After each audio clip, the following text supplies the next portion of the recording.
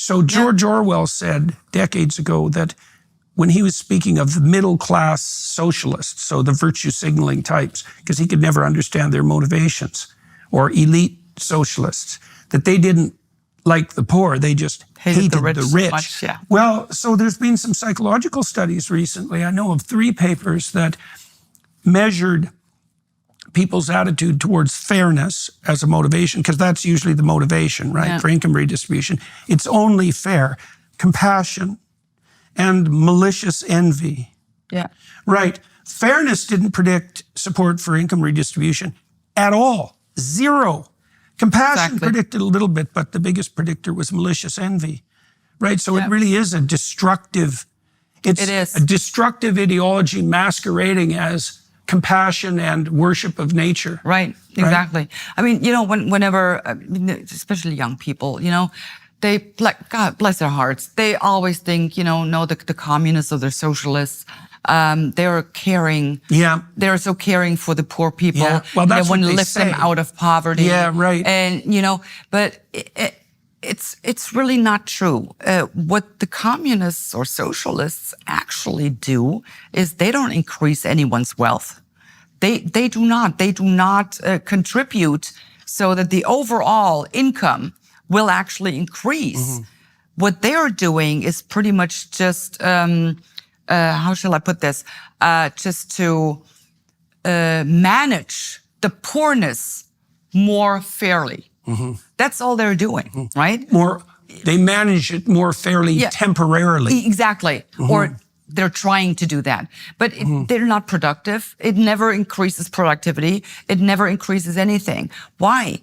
Because if you are trying to establish a totally equal society, where is the ambition? That is the actual driver of mankind to better themselves, to have a better life for their children. They will be willing to do a lot and work a lot if in the end it means I myself will have a better life and I will have a better life or will provide a better life for my children. But if that is taken away because you're now being looked upon in like, oh, you've got too much. You own 2 books. You're only allowed 1 book. So I have to take that 1 book away from you. Success is theft. Exactly. Yeah, so, that's the pathway to rapid poverty. What does it lead to? It takes away the drive to contribute, to better yourselves, right? So people just, why should I work? That drive to better yourself is also not merely competitive and comparative advantage. It's predicated on the idea, and Western societies were unbelievably good at this, that if you produce it, then you get to keep it. Exactly. Right, because, and more than that, if you produce it, you get to keep it. And other people don't get to kill you to take it. Exactly. You know, there's a mystery. There's an anthropological mystery. Human beings have been around in the genetic form that we have now for about 350,000 years. And nothing really seemed to get going until after the last ice age.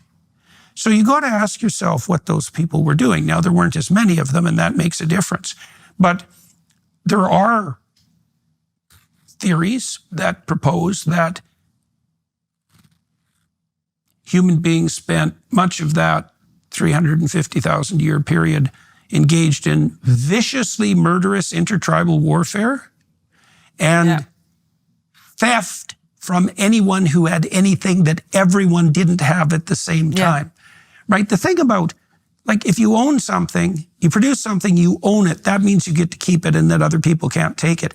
So the whole idea of ownership, which is your ability to store what you've produced, is predicated on acceptance of inequality.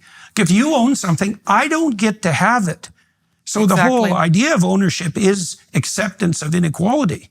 You know, and it's a weird thing too, and I've really only figured this out in recent years, is that a certain amount of inequality is the precondition to raise all boats, right? Okay, and here's why. When something new comes along, it's scarce and it's hyper expensive at first. And so what you need is, you need large pools of wealth so that some people can afford the new thing. Now they get it first. And you might say that's unfair, But the thing is if they get it, then the cost comes down. And then the next strata of wealthy people can afford it. Yes. And then the cost comes down. And then if you do that for 5 years, then everyone has a flat screen TV, right? Yeah. And so the rich guy up the street got one in 2015, but you got to get one in, you got to have one in 2020. Yeah. It's like, who cares? If you can't tolerate that much inequality, well, then you'll end up with nothing. Well, if the communists have their way, no one gets to have the flat screen TV. Yeah, well, and that's always how it turned out, right? Exactly. The only way of producing equality was to equalize everything at zero.